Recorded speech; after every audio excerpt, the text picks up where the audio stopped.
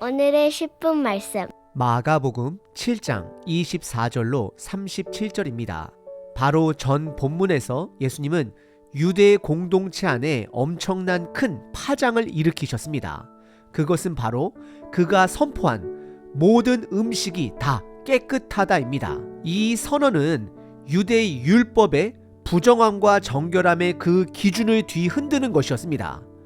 예수님의 이런 선포는 두 가지 뜻을 담고 있습니다. 첫 번째, 유대인들 입장에서는 율법의 폐지가 되는 것이고 예수님의 기준으로는 새로운 법이 시작된 것입니다. 그들은 아마도 이런 예수님을 향하여 그가 누구이기에 그들의 수천 년 역사의 율법을 폐지할 수 있는지 여전히 의문을 품고 있었을 것입니다.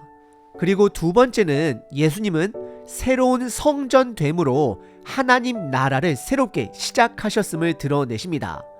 이것이 복된 소식이요 복음이 됩니다.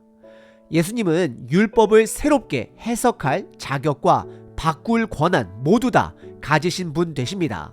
오늘 본문은 부정함과 정결함의 율법의 기준을 계속해서 허무십니다. 전 본문에서는 가르침으로 부정함과 정결함의 기준을 허무셨다라면 오늘 본문에서는 삶으로 그 기준을 허무십니다. 의도적으로 예수님은 이방인들이 사는 땅으로 들어가십니다. 부정한 곳으로 들어가 그곳에서 정결한 하나님의 나라를 은밀하게 드러내십니다. 마가복음은 은밀한 가운데 드러나는 하나님 나라를 계속해서 패턴처럼 강조합니다. 이것은 저와 여러분 삶에 하나님의 나라가 감춰졌음에도 불구하고 여전히 드러나는 하나님의 나라를 강조하기 위해서입니다.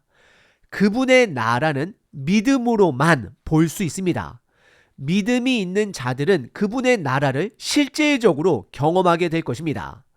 오늘 본문은 두 가지를 강조합니다. 첫 번째는 부정한 이방 땅에도 정결한 하나님의 나라가 시작되었음을 드러냅니다. 그리고 두 번째는 그 나라를 보게 하는 것은 바로 믿음이 됨을 강조합니다. 오늘 본문은 믿음으로 그 나라를 볼 수 있는 이방인 두 명이 등장합니다. 오늘 본문을 통해 저와 여러분들은 하나님의 나라를 실제적으로 경험할 수 있는 믿음을 가진 자인지 점검해 보시길 바랍니다. 오늘 본문은 예수님으로부터 치유를 경험한 두 사람으로 구분할 수 있습니다. 이 두 사람은 우리들이 반드시 가져야 할 믿음을 가진 자들입니다. 첫 번째는 수로보니게 여인입니다. 그리고 두 번째는 듣지 못하고 말을 더듬는 자입니다. 첫 번째 부분은 이방 땅 수로보니게 여인입니다. 24절부터 30절입니다. 예수께서 일어나사 거기를 떠나 두로 지방으로 가서 한 집에 들어가 아무도 모르게 하시려 하나 숨길 수 없더라. 25절. 이에 더러운 귀신 들린 어린 딸을 둔 한 여자가 예수의 소문을 듣고 와서 그 발 아래 엎드리니 26절. 그 여자는 헬라인이요 수로보니게 족속이라 자기 딸에게서 귀신 쫓아내 주시기를 간구하거늘 27절. 예수께서 이르시되 자녀로 먼저 배불리 먹게 할지니 자녀의 떡을 취하여 개들에게 던짐이 마땅치 아니하니라. 28절. 여자가 대답하여 이르되 주여 올소이다마는 상 아래 개들도 아이들이 먹던 부스러기를 먹나이다. 29절. 예수께서 이르시되 이 말을 하였으니 돌아가라. 귀신이 내 딸에서 나갔느니라 하시매 30절. 여자가 집에 돌아가 본즉 아이가 침상에 누웠고 귀신이 나갔더라 라고 기록합니다. 우선 24절에 예수님은 갈릴리 호수 지역을 떠나 북쪽 두로 지방으로 이동하십니다. 그곳은 베네게라고 불리는 해안 도시 중에 잘 알려진 무역 도시입니다. 그리고 그곳은 유대인들에게 있어서는 이방 땅으로 기피하는 땅이었습니다. 그곳에 한 집에 들어가 아무도 모르게 복음을 가르치시고 드러내십니다. 하지만 마가복음은 그것이 숨길 수 없다라고 말을 합니다. 예수님은 유대 땅이든 이방 땅이든 군중들보다는 소수 사람들에게 집중합니다. 저와 여러분들도 우리 주변에 있는 한두 사람에게 집중하셔야 합니다.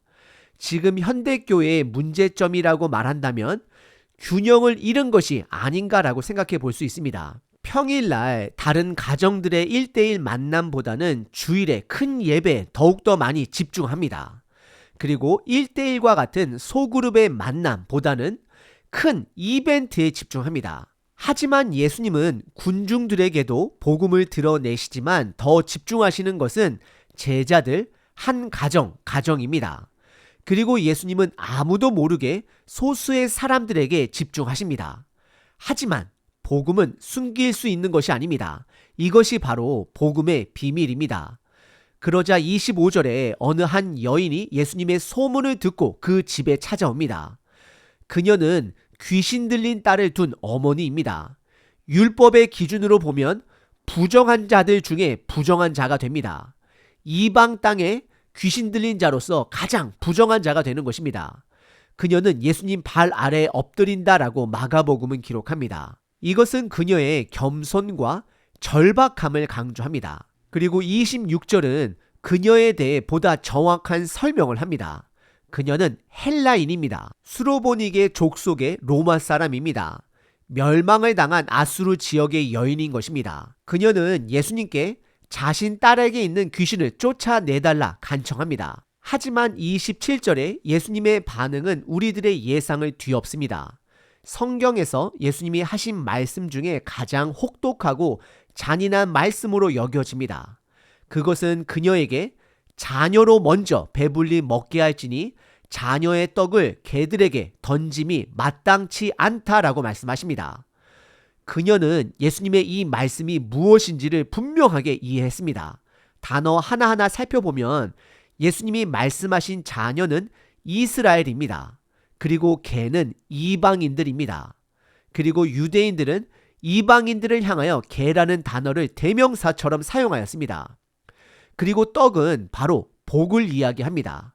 참고로 예수님은 6장에서 떡과 생선을 5,000명에게 먹이실 그 사건을 배경으로 그들을 바라보시며 목자 없는 양으로 불쌍히 여기셨습니다.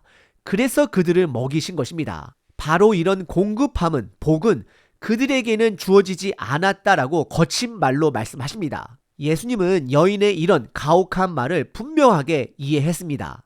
너는 유대인이 아니다. 이방인이다. 그래서 너에게 그 떡을, 치유를 주는 것은 옳지 않다라고 선언하십니다. 매우 거칠게 답하신 것입니다. 그러자 그 여인의 반응이 더욱더 놀랍습니다. 28절입니다. 그녀의 고백에는 거친 말 앞에서도 겸손과 간절함이 있었습니다. 우선 예수님이 옳지 않다의 답변을 옳다라고 받아들입니다. 예수님이 말씀이 옳습니다. 하지만 상 아래 개들도 아이들이 먹던 부스러기를 먹는다라고 고백을 합니다. 그녀의 이런 믿음은 이방인이라 할지라도 복을 줄 예수님인 것을 믿었습니다. 그러자 예수님은 29절에 그녀에게 돌아갈 것을 명령하십니다. 그리고 귀신이 그녀의 딸에게서 떠나갔다 말씀하십니다. 그리고 이어지는 30절에 그녀가 집에 가보자 딸은 침상에 누워 있었고 귀신은 나갔다라고 기록합니다. 오늘 본문의 첫 번째 부분은 이방 땅 수로보닉의 여인입니다. 예수님은 이방 땅에서도 믿음을 가진 자녀들에게 하나님의 나라를 드러내십니다. 두 번째 부분은 귀가 안 들리고 말을 더듬는 자의 치유 사건입니다. 이 본문은 마가복음에만 등장하는 이야기입니다. 그리고 특이한 것은 치유 과정을 매우 구체적으로 현실적으로 설명합니다. 31절부터 37절입니다. 예수께서 다시 두로 지방에서 나와 시돈을 지나고 데가볼리 지방을 통과하여 갈릴리 호수에 이르심에 32절 사람들이 귀먹고 말 더듬는 자를 데리고 예수께 나와 안수하여 주시기를 간구하거늘 33절 예수께서 그 사람을 따로 데리고 무리를 떠나사 손가락을 그의 양 귀에 넣고 침을 뱉어 그의 혀에 손을 대시며 34절 하늘을 우러러 탄식하시며 그에게 이르시되 에바다 하시니 이는 열리라는 뜻이라. 35절 그의 귀가 열리고 혀가 맺힌 것이 곧 풀려 말이 분명하여졌더라. 36절 예수께서 그들에게 경고하사 아무에게도 이르지 말라 하시되 경고하실수록 그들이 더욱 널리 전파하니 37절. 사람들이 심히 놀라 이르되 그가 모든 것을 잘하였도다. 못 듣는 사람도 듣게 하고 말 못하는 사람도 말하게 한다 하니라 라고 기록합니다. 31절에 예수님이 두로 지방을 떠나 시돈을 지나 데가볼리 지역으로 가셨다라고 기록합니다. 그리고 갈릴리 호수 동편에 도착하셨음을 기록합니다. 갈릴리 호수 동편은 이방인들이 살고 있는 데가볼리의 지방 지역이 됩니다. 그곳에서 거라사 광인 또한 고쳐주셨습니다.